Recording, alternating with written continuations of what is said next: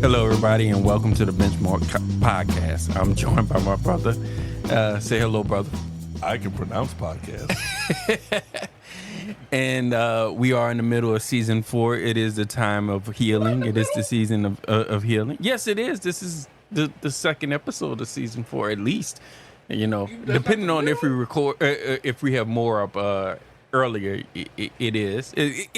It's not technically the middle, but it ain't the beginning either. So there you go. I'm not wrong. You're not right. So I wanted to talk to my brother about something that I thought he might enjoy. He's gonna be wrong. So, you know, as a young lad, as a young brother wolf, one of the things that I always used to hear about from my mom was stories about my dad and about the fact of how he used to bring me to wrestling matches when I was barely old enough in order to know what anything was going on. You know, keep in mind that I did share with y'all the fact that my father died when I was very, very young. And one of the things that that happened recently that made me think so much of my father was my twin boys.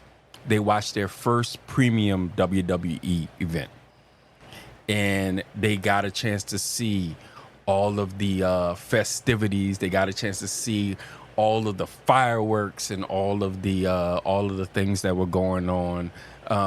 You know, it's things that only WWE can do the way in which they do. You know, there's wrestling and then there's WWE. We all know it's not wrestling, it's sports entertainment, and in the way in which it is. It is good in some extent. In other ones, you know, some people prefer pure wrestling, but for young boys that are growing up, it was truly a wowing sight. So I just wanted to go ahead and share with my brother some of the stuff that happened on it and everything like that. It was the match was it was the best against the best, the SmackDown champion versus the World champion. The SmackDown champion is currently Cody Rhodes. The Raw champion is currently Gunther, and so it was truly a showcase of wrestling. They both are talented at doing their own thing, you know. So I just wanted to go ahead and just say, you know, they really did enjoy it. Did you have any questions about the event? What does this have to do with healing?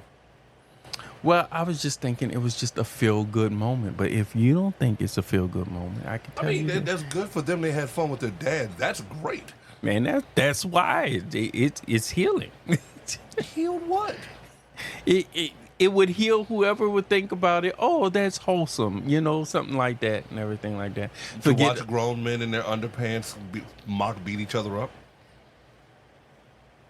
I guess you could think of it that way if you want to be a spoil sport and think of it that Cody way. has said it himself. It's like we're grown men in our underpants, fake fighting each other. And it wasn't just, you know, it wasn't that. It also these days, you know, you have grown women in their underpants fighting each other too. They had the Raw Women's Champion versus the SmackDown Women's Champion too, and they enjoyed that match. That was Liv Morgan versus Nia Jax. Whoa. What did they enjoy about it? Was their mom around to make sure they behaved? No, their mom was supposed to come down to watch it with us, but she never wound up coming down to watch the match with us. Surprise. But, you know, considering the fact, and my middle daughter said this, they remember when they were young and I was watching wrestling with them. And then they saw the twins, and they just loved the excitement and the enthusiasm that they had with watching it. It just felt good for them. Even though some people don't feel that excitement or enthusiasm with dealing with it, they just really had, like, they thought back to when they were younger and they watched it. And so here's a better thought. So I'm starting to see what you're getting at now, but you're spending time with your kids, mm-hmm. which you should do, mm-hmm. and good. what's the big outing you want to do for them? Like, what's something like you've already done the cruise with them? Yeah, So and they've before 10 years old, they've been out of the country. Even though it's a small part, they've been out of the country. They've got to experience more of life. right. What's the next thing you're going to do to go ahead and help foster their growth? Because remember, the one thing I have to say is this: I'm not a parent. Right. Don't plan on being a parent, etc., and so forth. But everyone always has a comment to make on somebody's lifestyle, or you know what I mean. Right. So, as a concerned citizen, and to my brother and my godchildren, I believe this should be the standard. But what else can you and or should do to make things better? Does that make sense? Yeah, definitely. So, like I understand, busy life. You're at work, they're at school, so forth and so on. But what's some other outings that you think our listeners could go ahead and be like, this is something I can do or share on with people? Because, I was reading something where this guy was like, yeah, I went ahead and I'm playing video games at like 3 years old because my dad handed all his video games down to me, so that way I was able to play them, stayed in the household, whatever. And he's like, give it to my son because whatever, you know what I mean? So what other things can you do or should you do? Like, when's the last time you've had an outing, like going to the park, do a picnic, something like that? Right. It has been far too long. The last time we all went out together to like event. Well, you know what? I can't say that. We did do a birthday party for who was the last birthday party? That was that was Isabella's birthday party. We did Isabella's birthday party, and we did that on in October. And so during that birthday party, they did go out, and they enjoyed that. Since then, though, we did go to several movies over the summer, so we have seen several movies with them. We saw, I believe did the Mario Brothers movie come out this summer? I thought that was last summer. Okay. Wait, here's a better question. Who goes to the movies? It's you, Sister Wolf, and the two boys. How much money is that? A lot. It's a lot. It does. That's why we don't do it as often as I'd like to. I do have a AMC membership, AMC Stubs membership, so we can go at certain times. But the problem is they're at school at most of those times. Let's be real. If you're my age, I'm 42. When you go ahead and get frightened because all of a sudden your mama's at school and you don't know why. Right. But you get picked up and y'all go do something fun, that is one of the best childhood experiences I could ever say I've ever had. When you just go ahead and it's like, what's going on? Come on, son, get in the car. And you just don't know what's going on. And next thing you know, you're doing something fun. That's amazing. Now, mind you, there's been times stuff has been found out, and my little behind was tore. Right. Because I deserved that whooping, so I'm not going to sit there and pretend, but yeah. There used to be, my mother doesn't really know this sometimes, but I always talk about this story to people all the time in the stores, which is the fact that one of my favorite moments from when I was younger was my mom used to go out of her way some weekends and bring me to the airport. And there was a reason why she would bring me to the airport, was because they had my favorite candy there at the airport. It was the only place back then that they actually sold it at. Wait. What's your favorite candy? The sugar-covered pecans. And they did That's the most New Orleans thing I think I've ever heard from you. They do not sell that They don't sell that anywhere. You could go to different places. I think now one of the rare places I can find it at now is that gas station not that far from your house. That is one of the few places I could find it. Like I said, I wasn't ready for that. That's like, now I'm proving my New Orleanian. Mm-hmm. When you go ahead and you're in the grocery store in another city, and you're like, where's the hot sausage? Oh, you mean the spicy smoked sausage? No. Where's the hot sausage?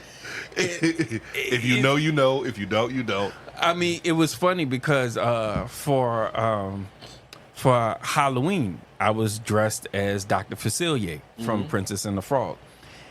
There was a woman who I work with, an old black woman that knew so much about me that she took and hurried up and she slowly moved her camera out of her pocket and snapped the picture and put it back. And then she was like, I had to take a picture of it. And she said, and I said, what was so special? She said, because that is such a Louisiana, New Orleans thing. And it is so you. She was like, when you would think of a costume you would put on, that worked for you. Like I got a homie of mine, Double B Bobby, and he's so cool. One of the coolest guys ever. He's so chill. He's the kind of person you can hang out with and never feel ill will toward. You know what I mean? And when he dresses up because he almost looks exactly like Dr. John. So he puts on the zoot suit, the amazing hat, and you're just like, I believe it. Right. I believe it. So, you know, the airport just almost made me sad for a second because I liked when we went to the airport and I could watch the planes take off like that. It was a special moment to me too. Like I don't think that my mom knows how much those moments meant to me as a kid.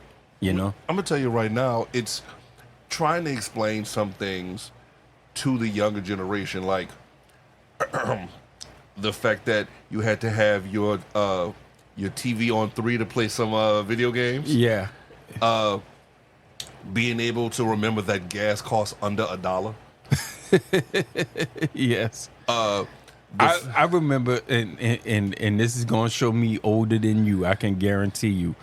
I remember how amazing it was to go from my black and white TV to my color TV, to go from just those black and white pictures to all of a sudden seeing color. Because here's the funny thing. I had played video games on my black and white TV.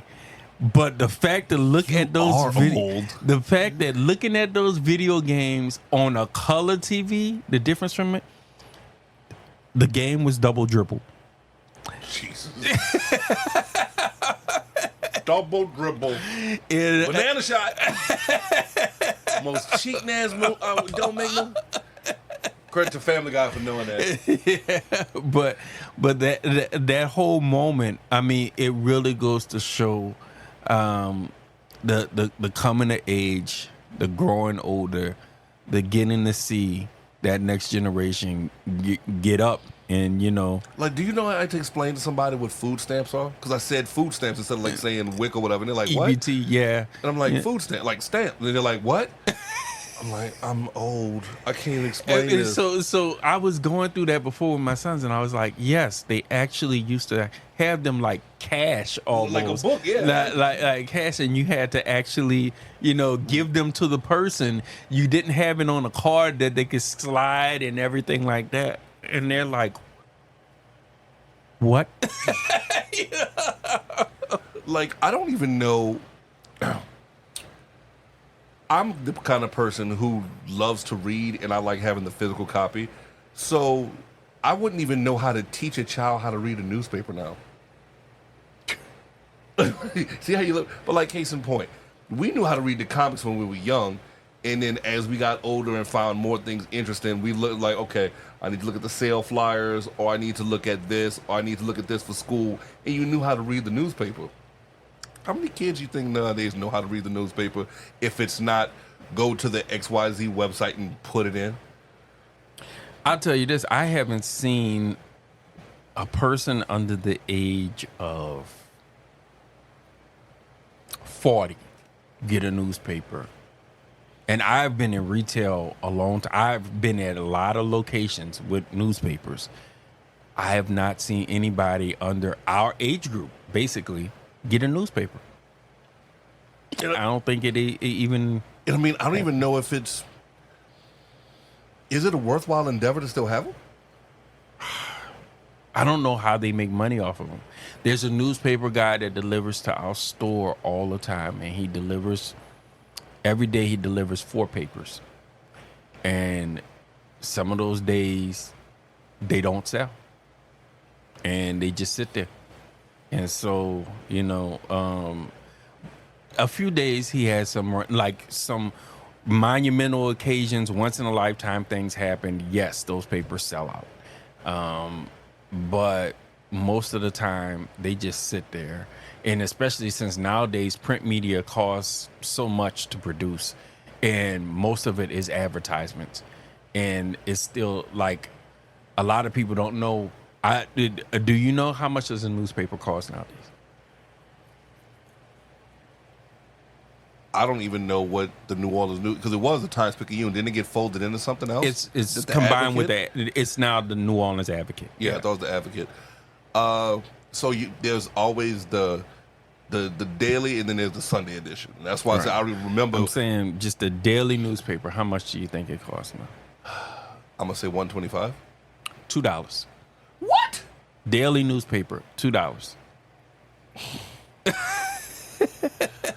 And how many coupons are in it to at least make it worthwhile? Yeah, like maybe I'm gonna say maybe 3-4 sheets. Because I mean, like as I got older, I'm like, okay, Yeah, go to the coupon section. Like I said, I used to love going ahead. Mom get the Sunday paper, I go run straight to get those comics, and I'm sitting there reading the paper with her, thinking I'm doing something. And the funny thing is nowadays, especially at our store, you have to tell them, hey, leave those papers alone, because they'll take the paper up and they'll grab the coupons out of it and put it back. But I mean, let's back it up. That's how some mediums became famous. Like, you can name probably 5 people you know because of the newspaper. Schultz, because of Peanuts. Doonesbury. I never read Prince Valiant. It was always there, but never understood it. I loved Curtis when I was a kid. Yeah, Family Circus. Family Circus. Everybody knows Family Circus. But, going in a billion circles all at once, And you're looking at... BC. BC's another one. The Spider-Man. I think Spider-Man... Was Spider-Man more famous first as the comic book, or was it more famous as a newspaper strip? I don't know. I would argue the comic book, because the comic book led to the newspaper. Yeah, okay. But Beetle Bailey, what I mean? Beetle Bailey, yeah. All these things that you know of, Right. And remember, back in our day, if you wanted to get the stock prices, yeah, you had to go to the paper. newspaper. Yeah, that was it. That everything was a lot slower to get around the people at that time, and everything. And like now that. with the inundation, so I don't know how to capture special moments in a 24/7 cycle, a 24/7 society. That's why I'm like, what else can we do for your children, my godsons, or for your loved ones in general? Like, I literally am going tomorrow to my cousin's house to go ahead and help her with Christmas decoration, because she a little bit shorter and I'm a little bit taller. And she was like, hey, can you help me make sure that the kids are set up for the holidays? I'm like, that's not even a question. You know what I mean? We just got to coordinate schedules. That's it. Right. But what else can we do for them when the newest, biggest toy is already replacing something else? Absolutely. I mean, the funny thing is my wife was talking about it earlier, is the fact that our kids, for the most part, weren't mentioning what toys they wanted this year. Like, it really feels as though this year is the year in which they're making that leap from being younger children to being older children. Like, I feel as though, like, earlier when we were watching a video with Haley talking about her dad in the video and everything like that. Mm-hmm. And the one thing that 50 Cent said is that he used to ask Eminem all the time. Eminem, big, huge rapper, especially when 50 Cent was coming up. Eminem was almost, he was the echelon of rap at that moment, And so what wound up happening was there would be all these parties all the time. And 50 would be like, yeah, we're going to meet up at this party and everything like that. And Eminem said, look, that sounds great, but I'm too afraid I'm gonna miss something with Haley if I go. Yeah. And it was the one thing that he said is because it happens so fast and everything like that, that grows so fast, you're almost afraid you'll miss something the more time you spend away from them.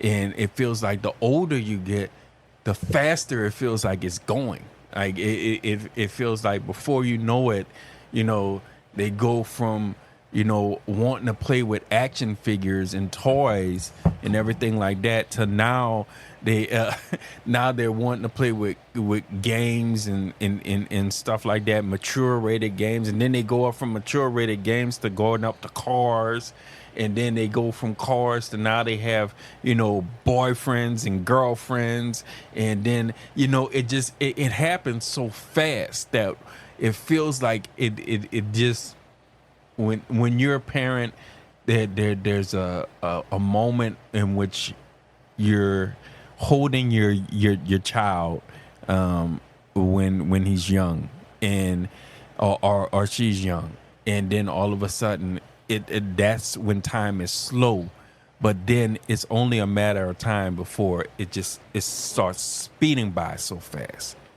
And you sound like one of my uncles. He said it best. He's like, look, you're going to look some days and go ahead and say, man, I don't have enough time. But when you look back, you're going to say, where'd the time go? Right. I mean, there was this Dennis Rucker song I was listening to, where he mentioned about watching his daughter grow up and everything like that. I'm trying to remember what the heck the name of the song is. I was listening to it a lot on repeat, but now I can't remember the name of the song. I don't know why.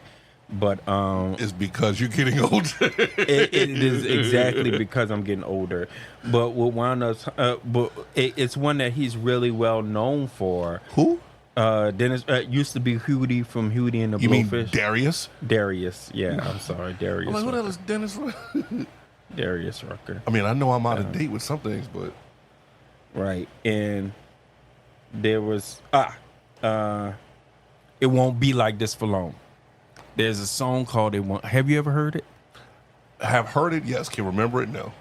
And so in the song, he talks about how, as a young parent, you feel as though times are going on hard, and you feel as though there are times in which you don't know how you're going to provide everything your child needs. You feel as though there are times in which you don't know how you're going to be able to make sure that they have all the food that they need, all the clothes that they need on their back, or have the education that they need to have, and everything like that. And then what he says, it won't be like this for long, is you look back at those moments, and those are the moments when you fought so hard to do stuff for them, and you saw the smile on their face when they saw you fighting so hard for it and everything like that. And they looked at you and they held you sometimes and stuff like that, before they thought it was cool and everything like that not to. And then you realize, that was the moments in which you remember the most. And he talks about it, and it just, that was that song. When I listened to it, it really hit home to me. There are a few songs like that. Cats in the Cradle is another one that I talked to you about. That one I know Henry Chapman. I know that one. I've came across that one, and that one brought a tear to my eye. Yeah, but like I said, the feeling that I had when I was looking at them watching that first major wrestling event, that felt like another one of those moments to me. So I'm gonna ask the really dumb question.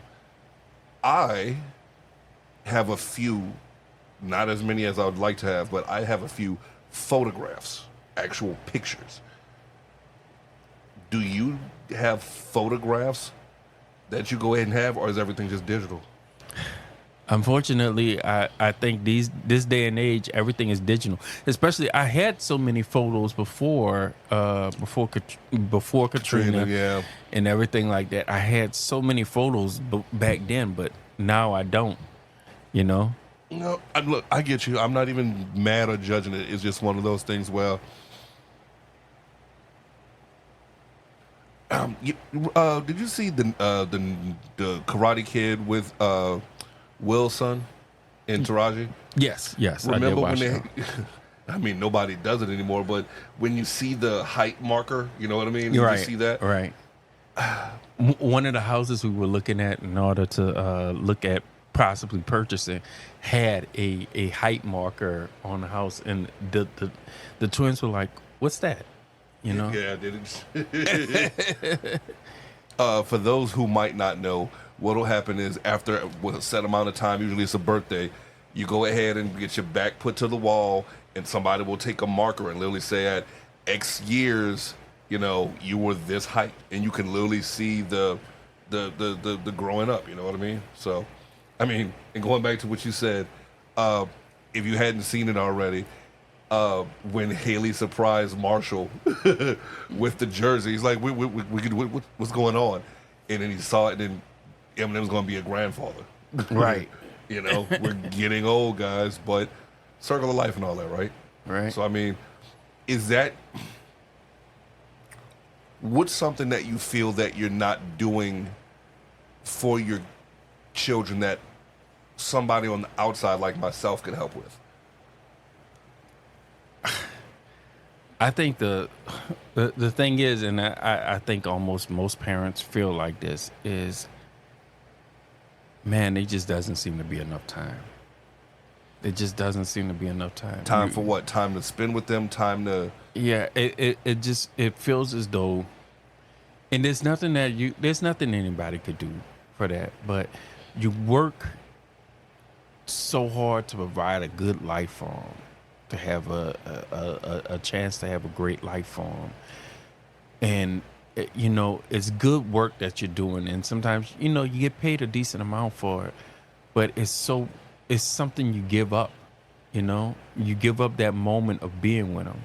I mean, my wife had several moments in which she started breaking down because she realized that she had started missing some of their moments because she went back to work. You know? Yeah. And it just it seems like, but there's nothing you can do. As Walker would say, what can you do, y'all? What you gonna do? Yeah. No, it's like I said, I'm going to help my little cousins, you know, to make sure that they have a wonderful holiday season. But I always wonder and worry, is there something else I could have done, should have done? Am I overstepping my bounds? You know what I mean? Like, one of the things like I said, I want to do is bring the twins to a movie myself. You know what I mean? Right. You know, or this or that or the third. You know what I mean? Like I said, one of the things I want to do, let's go ahead and have them run around outside. Give them a Frisbee and let them go do that. Like, unless you are literally playing team sports, do people know what, like, kickball is anymore? I mean, unless you're doing like something for intramural dating, you know what I mean? you know, I mean, they have certain things at PE class. You know, they have certain stuff that they deal with then. But like I said, if it's not on their own, you're going to be almost inside nowadays. You know what I mean? Like, case in point, I know I still can you fly a kite? Yes. And yes, it's not a kite, man, joke, I swear. Yeah, I know. But, yeah, I can actually fly a kite. And do they know? And would they? No, they would not know how to fly a kite.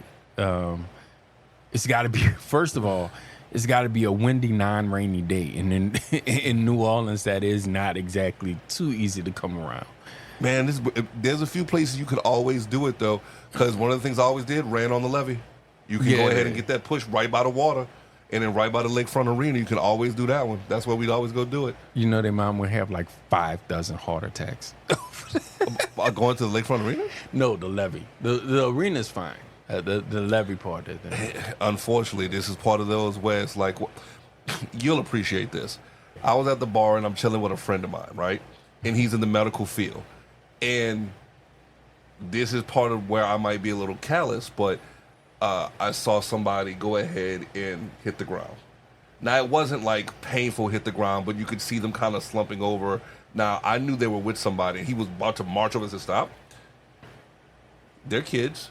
They need to go ahead and they're being watched already. If they just went ahead and face planted, let's run over there. Let's go ahead and take care of that. They're just a little bit drunk and they're just trying to recover. Look, and boom, my friend came over who was with the person who had fell. Here's the water. Boom. Thank you, my guy. You know what I mean? And he's like, well, and sometimes the hardest thing is to do nothing and let them get their own bumps. You know what's funny is my wife had a similar situation at the daycare that she's at, where they wound up the kids there. One of the things that they told them to stop doing, because my wife and another teacher that are there, they're first year teachers in pre-K. And so when the little kids would fall, well, not even pre-K, their kids are under 2 years old. That's toddlers. That's toddlers. When the little kids would walk and they do this little, like the guy that does the waddle. They do the little waddle. They can't walk. And so, of course, while they're doing their little waddle, they go, floop, it just hit on the ground like this. Why are you making fun of kids, bro? And I mean, just because it's not yours don't mean you get to laugh at them. My wife was saying they just fall flat on their face like Why are you making fun of children? And so what winds up happening is when they first started teaching, they run over there in order to help. This is not they have the charge of this child for the moment, but this is not their child. But that's an instinct that they have in order to run over there. The moment in which they see them fall, they land on their face and pick them up. Well, the people from the state board were there one day, and they did, they did that. One of the teachers did that, and they said, whoa, don't do that. They said that does so much more to hurt their development than to help. It's like, you got to let them get back up from off of falling on their own. Get up, and then when they stand up, don't be like, oh my God, or you just look at them. If they don't look like they have anything wrong with them, if they're not crying or anything like that, and they just go back to it, just let it be. Because they said that helps them a lot more than running over there the moment in which you see them fall. I got a friend of mine, Nemo, and it was the example of, I'm crying for attention, not because it hurts. It's like, you fell, okay, I get it. We don't cry, we stand up, we wipe our hands off, we wipe off, and we keep going about our way. What are we crying for? Are you hurt? No, so why are you crying? Right. And to make sure people don't cry wolf, quote unquote. You know what I mean? Right. So things like that. How do I say this? So I'm obviously not a parent, but I'm involved with enough rearing for those close to me that I care. You know what I mean? For those who are not parents or have anything of the like, how do you go ahead and impress upon how important this is to somebody else? So, as a not parent, how do you tell as a parent? How do you tell a not parent how important this is? Yes, and understand what it means, because so talking with my friend, like I said, the one who's in healthcare, he's like, you know what? I have no problem paying the school tax because it helped my kid go to school. It helped me go to school. And even though I don't have a kid in school right now, we're passing it on to somebody else so we can all be educated and be able to go ahead and maneuver properly in life. I get that. Not everybody agrees with that sentiment and idea, though. So what would you go ahead and say to get them to understand, hey, this is for the betterment of us all? Well, I think the most important thing is to remember that, when you're dealing with the younger generation, it's not just the parent that it affects. It's everybody that it affects, because one day you will have all of these people that will be as part of our society. They will have grown up into being, citizens that at that point, will be able to have decisions that will impact your life, no matter who you are.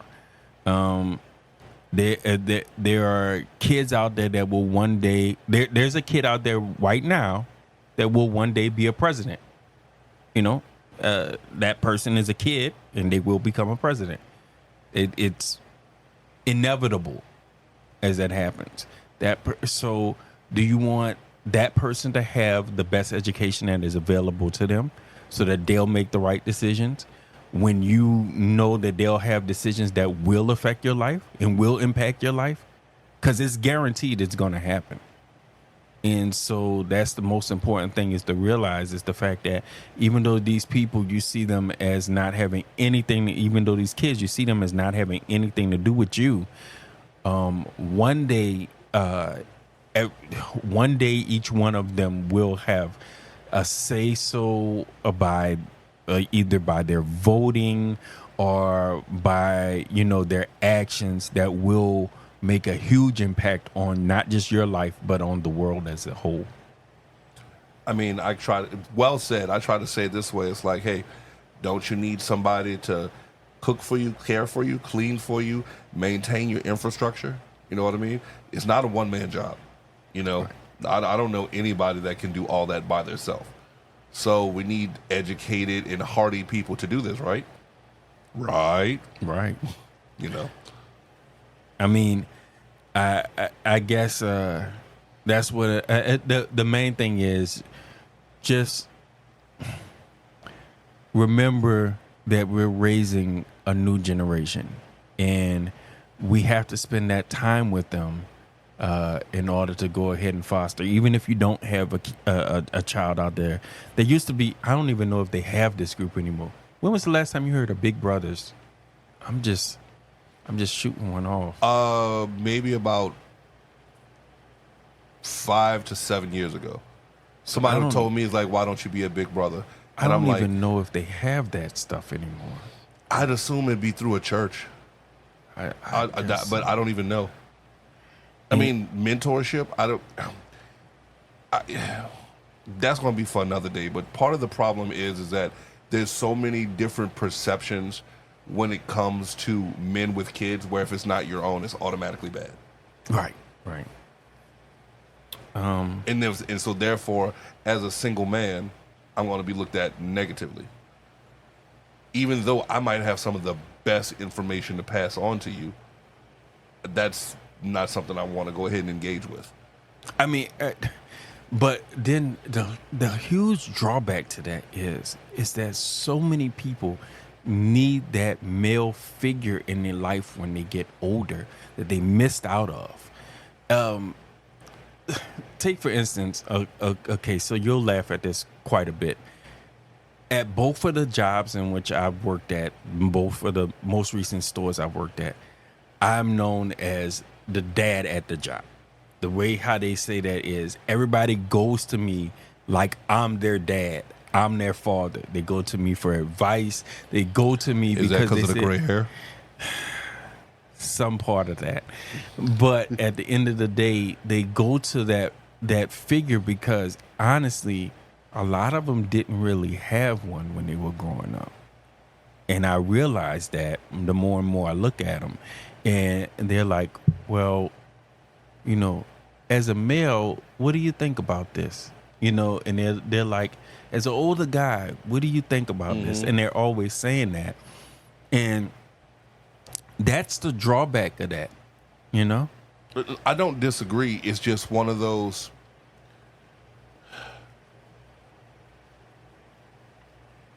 It seems that unless it is in the most structured manner possible, mentorship is not.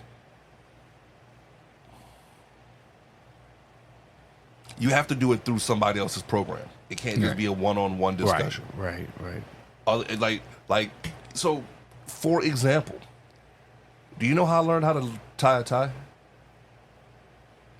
I know how I learned how to tie a tie. How did you learn how to tie a tie? I had to get have a suit on, and I had to go ahead and at this point the clip-ons weren't fitting me, so I had to go ahead and get a tie, and we were in Mervyn's, and a young associate showed me how to tie a tie. That's how I learned how to tie a tie. Because my dad wasn't in the picture. Nobody else was around. Everybody was busy.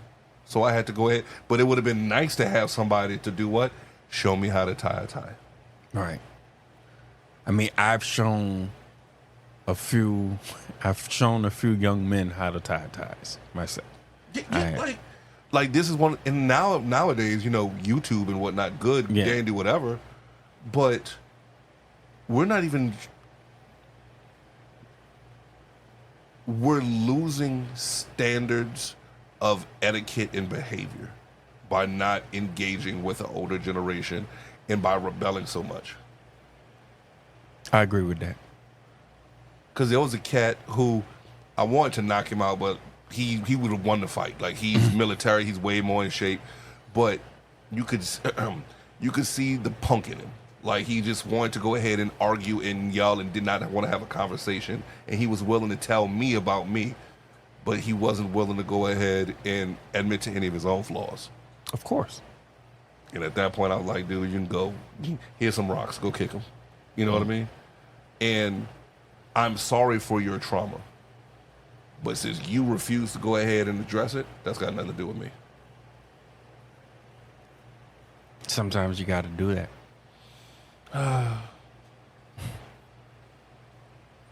Well, at that point, I guess I've said my piece. The younger generation out there, reach out to the older guys, and vice versa. And the older generation, reach out to the young guys. And with that being said, I believe that's closing time, brother. Fair enough. There's Y&B Collins along with Brother Wolf. Let's go ahead and heal and help each other, guys.